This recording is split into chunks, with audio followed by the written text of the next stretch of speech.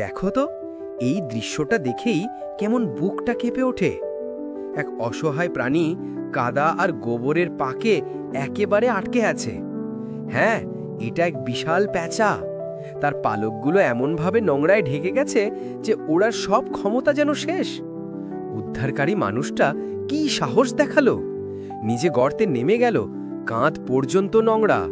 সে প্যাঁচাটাকে ধরে বলছে, প্লিজ নড়ো না সোনা। অনেক কষ্টের পর তাকে টেনে ওপরে আনা হলো। দেখো তার কি করুণ অবস্থা।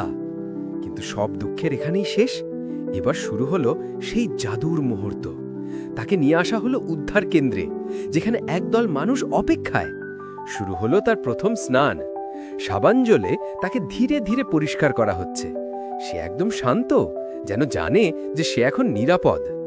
এরপর এলো সেই রূপান্তরের পালা। ড্রায়ার দিয়ে তার পালকগুলো শুকনো হচ্ছে। আহ, যেন এক নবজন্ম। মুহূর্তের মধ্যে নোংরা অসুস্থ প্যাঁচাটা ফিরে পেল তার আসল সৌন্দর্য। এরপর চলছে তার চিকিৎসা। ডাক্তাররা তাকে অক্সিজেন দিচ্ছেন, গভীর যত্ন নিচ্ছেন। সেও যেন কৃতজ্ঞতায় চুপ করে আছে।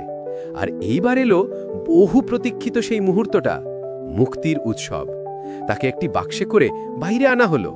সবাই মিলে গুনছে, 1, 2, 3, যাও। আর ফুরুত, সে ডানা ঝাপটে উড়ে গেল। কি আনন্দ! সে ফিরে গেল তার নিজের নীল আকাশে। আর শোনো, এখানেই শেষ নয়।